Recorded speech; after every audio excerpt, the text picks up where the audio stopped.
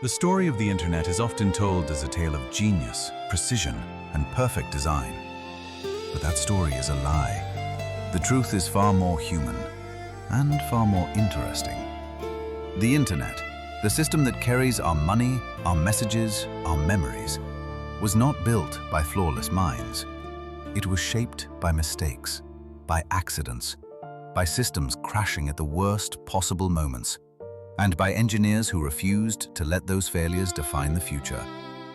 Tonight, we're going back to the very beginning, to the night the internet spoke its first word and immediately collapsed. It is a story of errors that nearly killed the network, bugs that melted systems, accidents that echoed across continents, and quick fixes that still hold the global internet together today. It is the history of humanity learning, failing, and trying again. This is the mistakes that built the internet. In 1969, inside a dimly lit room at UCLA, a young graduate student named Charlie Klein sat at a massive computer terminal. The machine was connected by a fragile, experimental link to another computer 350 miles away at the Stanford Research Institute. The two machines formed part of a strange new network called ARPANET.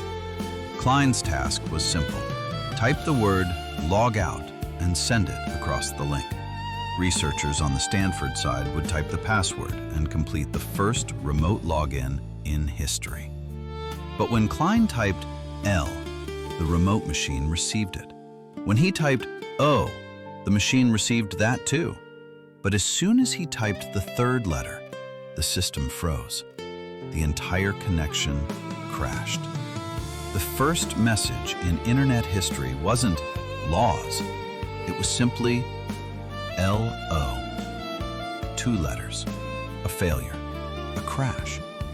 And yet, those 2 letters became the spark that ignited everything that would follow.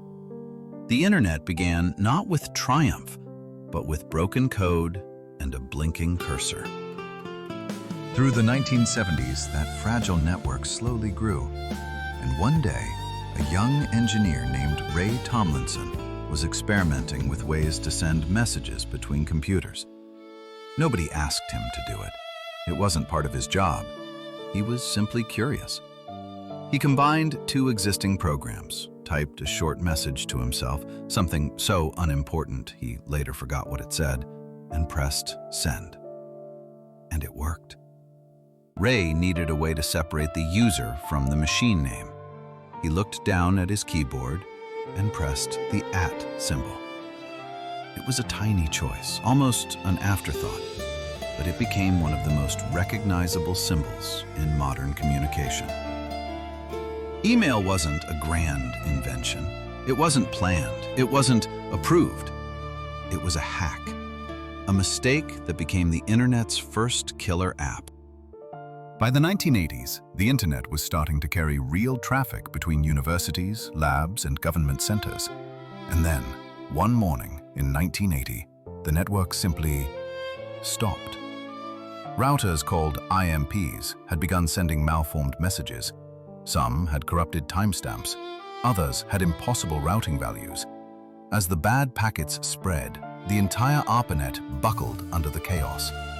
Engineers scrambled to trace the issue. Machines crashed, connections dropped. The national network screamed under its own weight. It took hours to stabilize the system. The cause was eventually traced to a subtle bug inside a core device, a flaw that no one had predicted. A single malfunctioning node nearly killed the early internet. This failure forced a lesson that would echo through every future protocol. One mistake in one place can break everything, everywhere. But nothing prepared engineers for what came next. In 1986, the internet encountered its first near-death experience: congestion collapse. The symptoms were terrifying. A connection that normally carried thousands of bits per second suddenly slowed to single digits. Traffic jammed. Packets were dropped. Machines kept resending lost data, making the traffic jam even worse. It was a digital gridlock, and nobody knew how to fix it. Until one man decided to try. Van Jacobson, an engineer at Lawrence Berkeley Laboratory, watched the collapse unfold and started running experiments late into the night. He realized something simple. The internet wasn't dying because it was overloaded. It was dying because it didn't know how to slow down. So he invented a set of algorithms that allowed computers to start gently, probe the network, and slow when needed. He called them slow start and congestion avoidance. The fix worked. It didn't solve everything, but it saved the internet from tearing itself apart.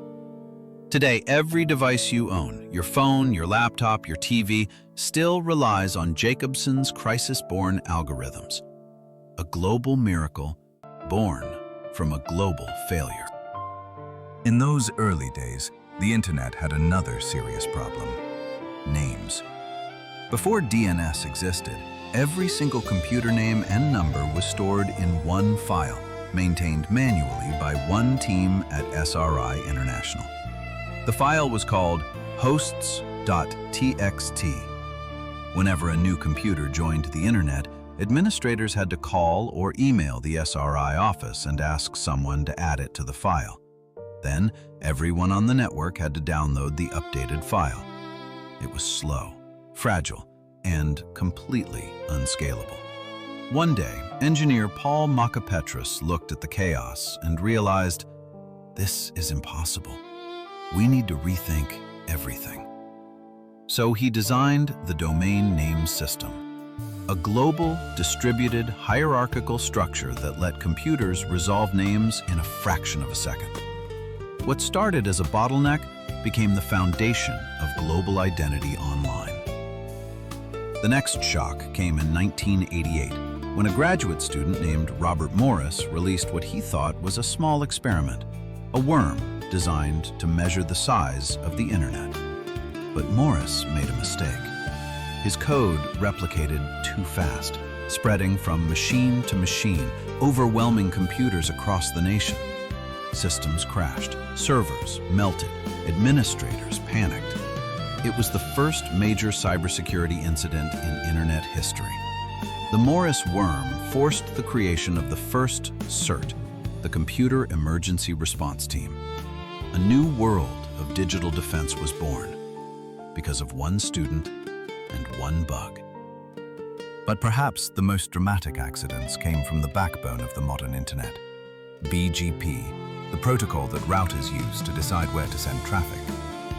In 1997, a small internet provider known as AS7007 made a catastrophic mistake. Their router began announcing incorrect routes that looked more specific and more attractive than the real ones. The global internet accepted them. Traffic from major networks flowed into a black hole. Banks, universities, government systems, gone. For hours, the world's routing table was twisted into a shape it was never meant to hold. A single configuration error on a single router crashed a large part of the global internet. The lesson was brutal and unforgettable. The internet runs on trust, and that trust can be broken by accident.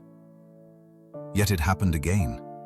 In 2008, Pakistan attempted to block YouTube locally by redirecting traffic to a fake address. But the false route leaked to the outside world. Within minutes, major providers picked it up.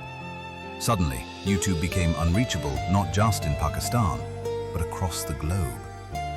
Millions of users lost access because of a mistake made thousands of miles away.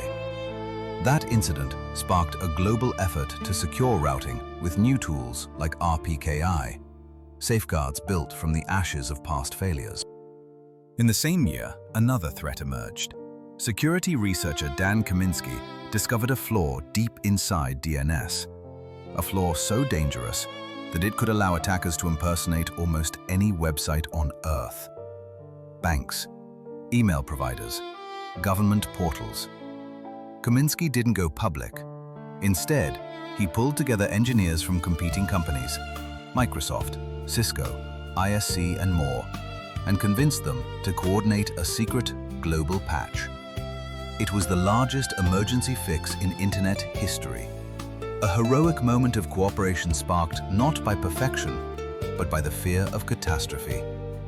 And in the heart of all these errors, crashes, and late-night fixes, a pattern emerges.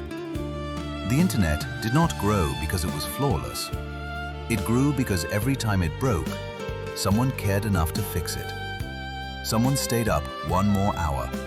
Someone wrote one more patch. Someone refused to accept that failure was the end of the story. The internet is not a monument to perfection. It is a monument to persistence, to the idea that humans can build something vast, fragile, beautiful, and messy, and still make it work. From LO to global email, to DNS, to routing fixes, to emergency patches that saved entire industries. The internet is a story of mistakes that turned into stepping stones.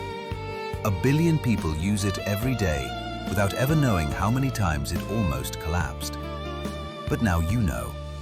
And the next time your connection drops, remember that the entire system began with a simple failure, a crashed login, a blinking cursor, 2 letters, L and O. The internet didn't begin with success.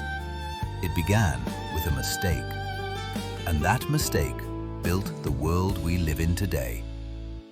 If you learned something new, tell me in the comments and subscribe for the next Untold story.